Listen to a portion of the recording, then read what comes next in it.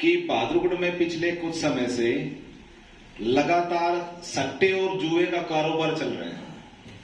कोई ऐसी गली नहीं है जिसमें सट्टा ना खिलाया जाता हो, कोई ऐसा मोहल्ला नहीं है जिसमें अलग अलग अवैध काउंटर ना बना रखे हो इन लोगों ने। और ये पूरा नेक्सस और पूरा रैकेट बगैर स्थानीय एसएचओ की मिली भगत के चल नहीं सकता। और पीछे 2 अक्टूबर की बात है, 2 अक्टूबर को क्योंकि लोगों की लगातार हमें शिकायतें मिल रही थी कि गांधी चौक और किले मोहल्ले में कुछ एरिया में जुआ और सट्टे की दुकानें खुलवाई गई हैं। और वो हद और आश्चर्य की बात यह है कि वो सारी की सारी दुकानें बीजेपी के लोगों ने अपने घरों में खुला रखी थी। और बगैर मिली भगत के इतना बड़ा रैकेट और इतना बड़ा स्कैंडल हो नहीं सकता, क्योंकि ये ना केवल बहादुरगढ़ के युवाओं को पथ भ्रष्ट कर रहे हैं, बल्कि जुआ और सट्टा के ओपन इन लोगों ने काउंटर खोल रखे हैं।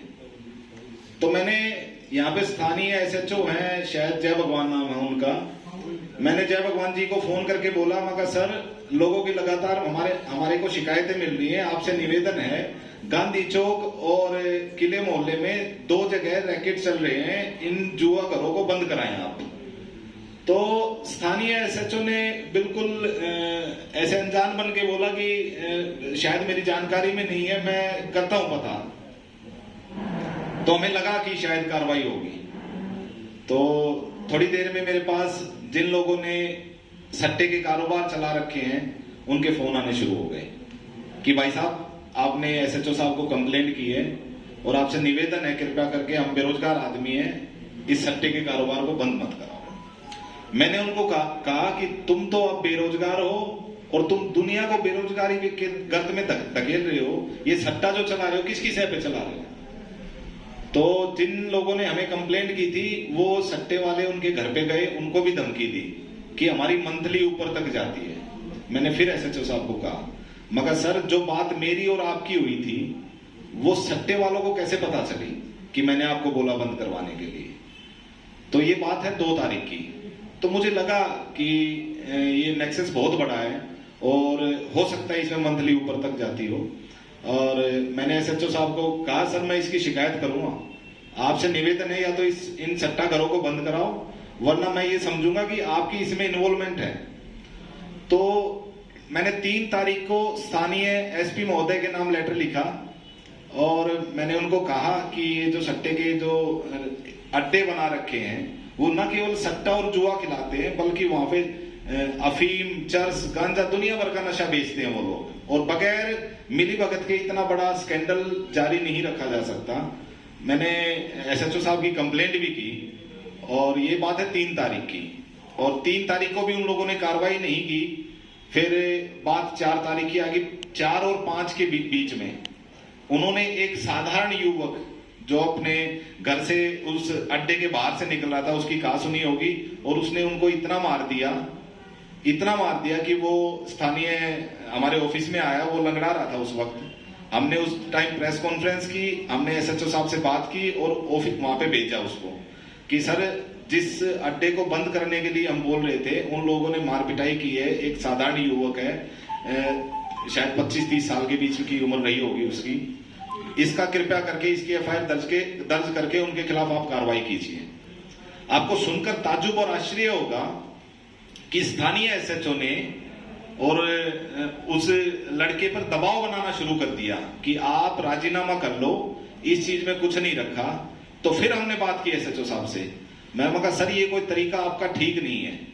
तो उन्होंने जो एफआईआर भी दर्ज की वो भी गोलमोल तरीके से और किसी ऐसे आदमी के नाम दर्ज कर ली, उसकी सारी इन्वॉल्वमेंट नहीं थी। जो मेन आदमी थे वो छोड़ दिए गए। तो कहने का मतलब है ये बात है 5 अक्टूबर की।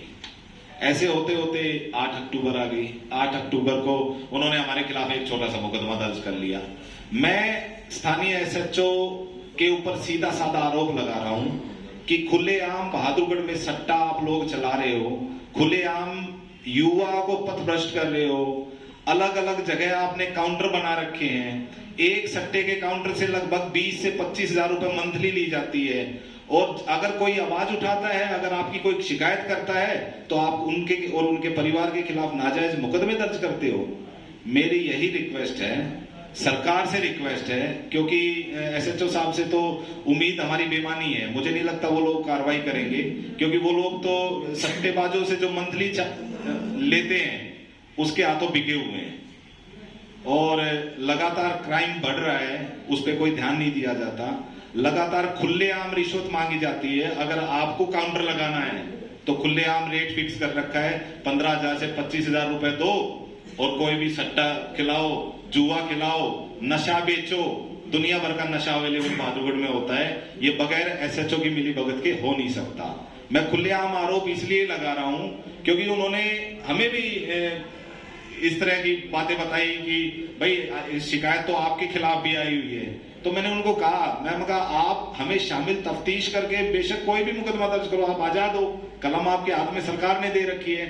और इन छोटे छोटे मुकदमों से हम डरेंगे नहीं, बल्कि और मजबूत तरीके से आवाज उठाएंगे। जो ये लोग गलत काम कर रहे हैं, खास करके एसएचओ जय भगवान जी स्पेशल इस मामले में मैं उनके ऊपर आरोप लगा रहा हूं और मेरी सरकार से निवेदन है कि इस पे तुरंत कार्रवाई की जाए, क्योंकि एक मछली सारे तालाब को गंदा कर देती है। और अगर ऐसा ही रहा तो हमारी मजबूरी होगी आमरण अनशन करने की। अगर वो लोग इस मामले को काबू नहीं करेंगे, अगर इन जुआ खानों को और सट्टेबाजों पे कंट्रोल नहीं करेंगे, ये नशा बेचने वालों पे कंट्रोल नहीं करेंगे, तो इंडियन नेशनल लोकदल का हर युवा कार्यकर्ता एसएचओ जय भगवान के खिलाफ नहीं, पूरी सरकार के खिलाफ आमरण अनशन पे उतरेगा। और आमरण अनशन हमारा अधिकार है और इस मामले में चाहे एसएचओ साहब कितनी भी एफआईआर दर्ज कर ले, हम उनसे डरेंगे नहीं, क्योंकि झूठे टाडा 302 के मुकदमे हमने भुगत रखे हैं जो सरकार ने अलग अलग जारी करे थे, अलग अलग मुकदमे दर्ज कराए थे। तो मेरा यही निवेदन है कि इस बहादुरगढ़ को इस नशे से मुक्ति दिलाओ और इन जुआ घरों और सट्टा घरों जो कि जय भगवान जी स्वयं अपने संरक्षण में चलाते हैं, उनसे मुक्ति दिलाओ। क्योंकि जो जुआ और सट्टा चलाते हैं वो खुलेआम जहां पर इनका हेड ऑफिस होता है, जहां पे इनका ऑफिस होता है, वहां के आसपास के लोगों को ये धमकी देते हैं कि हमारी मंथली ऊपर तक जाती है। मैं ये पूछना चाह रहा हूं एसएचओ जय भगवान जी, ऊपर तक कहां जाते हो आप? अगर ऊपर तक नहीं जाते तो ये जाहिर सी बात है ये सारी की सारी मंथली आप लोग लेते हो और आप इसमें डायरेक्टली इन्वॉल्व हो। आपने पीछे भी कोशिश करी थी झूठे मुकदमे दर्ज करने की, जब हमने इस सट्टेबाजों के खिलाफ आवाज उठाई थी। मैं फिर कह रहा हूं, इन जुआ घरों और सट्टे घरों को, इन नशा बेचने वालों के खिलाफ आप कार्रवाई करो। अगर आप कार्रवाई नहीं करते तो इस बात का प्रमाण है कि आप लोग मंथली लेते हो। हर महीने आपके पास मंथली जाती है, अलग अलग जगह से मंथली जाती है।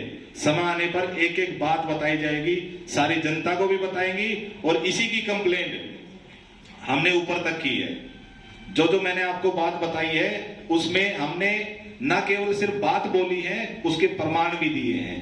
जब जब हमारी एसएचओ साहब से बात हुई, जब जब हमने ऊपर कोई कार्रवाई की, हमने न केवल सरकार को बल्कि पूरी हरियाणा सरकार को क्लब करके ट्वीट करके बताया कि आपके यहाँ पर ऊपर तक मंथली जाने का प्रावधान इन लोगों ने कर रखा है। क्योंकि ऑनलाइन सिस्टम आप लोगों ने जारी किया, तो हो सकता है ऑनलाइन आपके पास रिश्वत भी पहुंच रही हो। आप कृपया करके अपना अकाउंट चेक करो, कहीं ऐसा तो न जुआ और सट्टे का आपके पास पैसा आ रहा हो। और इसके बाद मेरे पास ऐसी बात नहीं है मैं आरोप लगा रहा हूं तो केवल आरोप लगा रहा हूं, मैं अपने आरोपों को सिद्ध करना भी जानता हूं। मेरे पास जिन जिन लोगों के फोन कॉल आए थे, इस फोन में सारी रिकॉर्डिंग है। हाँ, मुझे उम्मीद थी भाई जरूर पूछेगा, मैं लेके आया था। नहीं, आरोप है ये तो उनकी सत्यता तो होनी चाहिए ना। पुलिस मिल रही है, आपको आपसे निवेदन है कृपया करके इसको बंद करवाया जाए। मैंने बोले भाई साहब आप मदद दो, हमने आपसे निवेदन किया ना भाई मेरे वार्ड ने छोड़ के किस तरह चलाओ, मैंने देखा ना उस बात का, और मेरे वार्ड ने छोड़ जाओ तारा दूसरे दिन का कारण है का। पहले मैं बोले जाता हूँ कि ये किसने क्या बात कही है, उससे पहले वो करवाऊंगा बात। ये रिकॉर्डिंग है उस मकान मालिक की जिसके उसमें सट्टा चल रहा था। मेरी एसएचओ से बात हुई थी, मकान मालिक तक बात कैसे पहुंची? अगर इनकी इन्वॉल्वमेंट नहीं थी तो उनको कैसे पता चला? हाँ, और एक दूसरी मैं रिकॉर्डिंग सुनाता हूं, खुद जो सट्टा चला रहा था उसकी भी रिकॉर्डिंग है।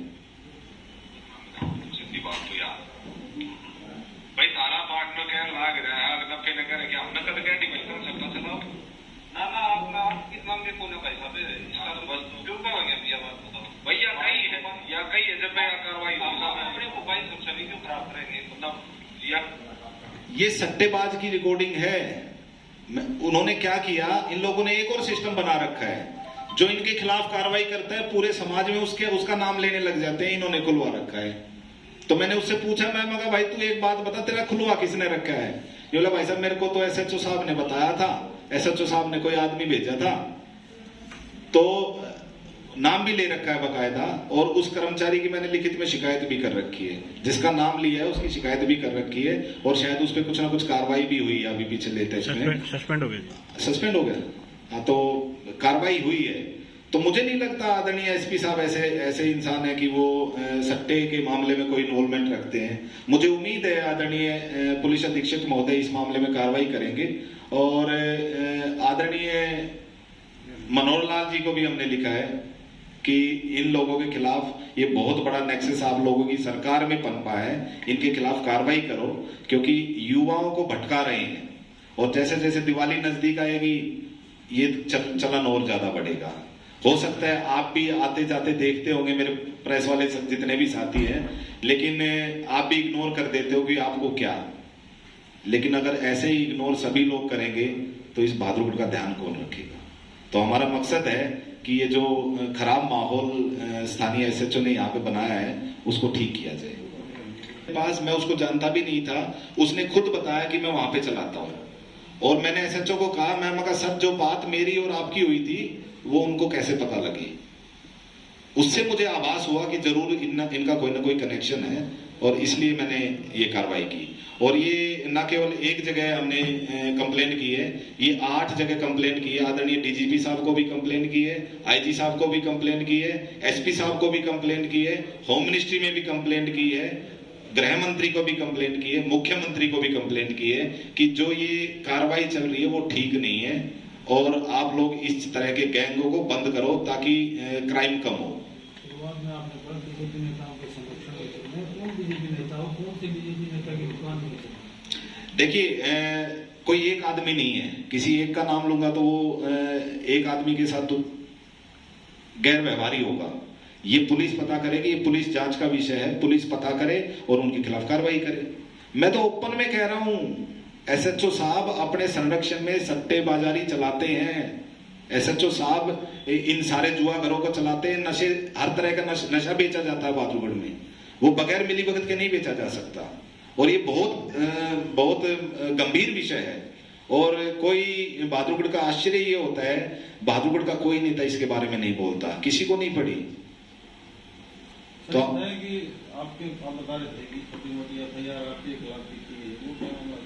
ऐसा है, छोटी मोटी क्या, इन लोगों की आदत है, जो इनके खिलाफ बोलेगा वो एफआईआर दर्ज करेंगे, कोई फर्क नहीं पड़ता हमें उस बात से। वो चाहे मेरे पूरे परिवार के खिलाफ एफआईआर दर्ज कर ले, लेकिन इस मामले में हम पीछे नहीं हटेंगे।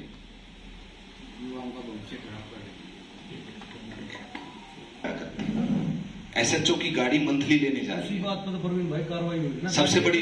बट असल में आस पड़ोस के जब लोग उनको ये कहा करते हैं ना तुम गलत कर रहे हो, तो वो सीधी कहा करते जब एसएचओ की गाड़ी आने लग रही तुम क्या कर लोगे हमारा। अब ये तो बड़ा गंभीर विषय है भाई साहब। और अगर मतलब खुले आम अगर सट्टे चल रहे हैं तो बगैर इनकी मिली भगत के चल रहे हैं क्या? जिम्मेवारी उसकी है। इस मामले में नहीं, वो कई मामलों में मंथली इकट्ठा करा था, वो परमानेंट करता था, गाड़ी लेकर जाया करता, तो सारे बगैर नहीं जा सकता भाई। नहीं, फिर ऐसे ने अपना दामन बचा लिया ना, उसको करवाया जी मैं नहीं लेता, ये लेता। अब बलि दिया मैं नहीं लेता जी, ये लेता।